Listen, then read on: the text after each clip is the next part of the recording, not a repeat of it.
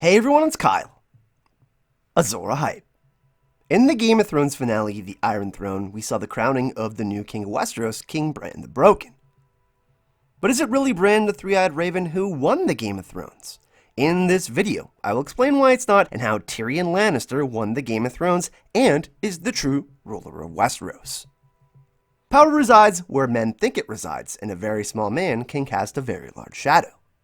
The Game of Thrones finale focused on the theme of power and ultimately what choices people end up making with their own power as well. I don't think it's a stretch to suggest that Tyrion Lannister, what he said during his speech uniting the powers of Westeros to decide on a new king, was very powerful.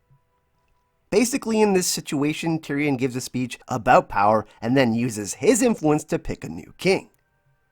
In this moment, when Tyrion is talking about how Bran is the keeper of the history of Westeros and his stories, we focus on Bran, but couldn't we argue that this also applies to Tyrion himself? We are left to interpret this as a victory for Bran as he says, "Why do you think I came all this way?" But it's Tyrion who initiates the vote even though he's in chains, it's Tyrion who selects Bran, and it's Tyrion who names Bran as well. It's even Tyrion who tells Jon about the news that he has to return north of the Wall, crediting the decision to Bran, but it's Tyrion in this moment who tells Jon to ask him in 10 years if what they did was right.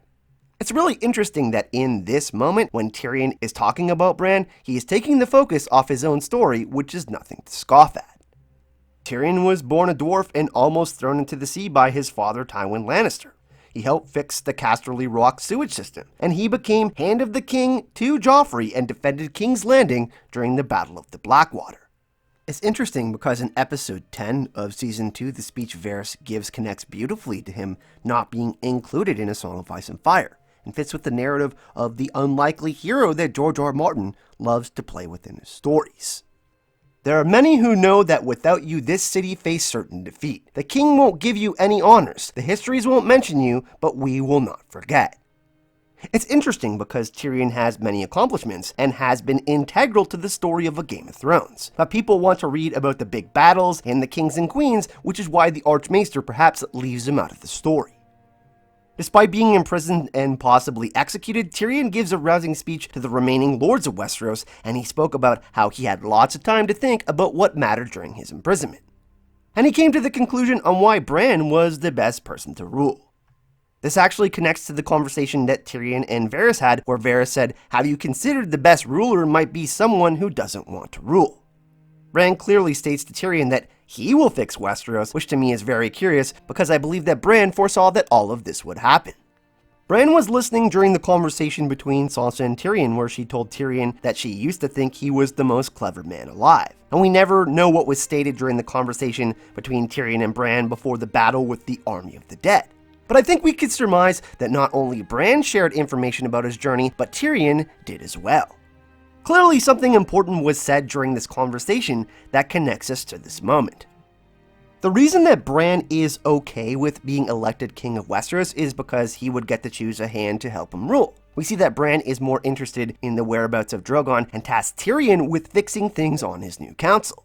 He knows that choosing Tyrion as his hand is a good decision for the realm because Tyrion has proven himself before and that power lies where men think it lies.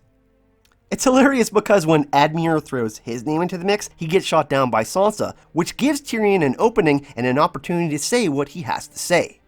And Admir even says to Tyrion that he wants the crown, which leads to Tyrion suggesting the Westerosi version of the Magna Carta. This is the great riddle that Varys left us to ponder. Where does the power lie? Is it with Bran? Is it with Tyrion? It's clear that they both helped each other out in this situation. I mean, Tyrion ensures that Jon gets set free, and Bran even says to Jon that you were right where you were supposed to be.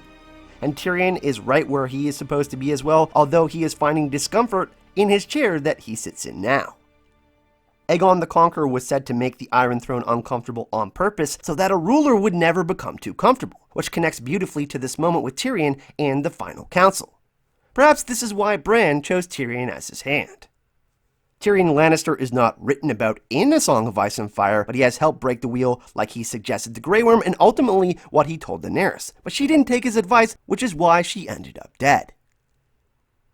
A Song of Ice and Fire and Game of Thrones has presented us with the beautiful journey of Tyrion Lannister, an unlikely hero, an unspoken one. But that doesn't mean that a very small man can't cast a very large shadow. Power resides where men believe it resides. It's a trick, a shadow on the wall. And a very small man can cast a very large shadow. And the finale of Game of Thrones was truly bittersweet, and that we saw many people broken by the events of the series, but I believe this ending is poetic and appropriate in where Tyrion's journey ends. I also think that we have to show some hype and love to Peter Dinklage, who absolutely nailed his portrayal as Tyrion, and in my opinion, he's the MVP of the series. He consistently crushed every scene he was in, whether you like the writing or not, or where his storyline went. We can't argue that Tyrion Lannister was a winner. Let me know what you think in the comment section, if you think that Tyrion actually won the Game of Thrones or whether this should be left up to interpretation. I would love to hear your thoughts, your theories, and tinfoil in the comment section. And if you want to see more Game of Thrones videos, make sure you subscribe and hit that notification bell so you don't miss out on the future videos of the channel. Thanks for watching, and I'll see you all in the next video. Hype and love.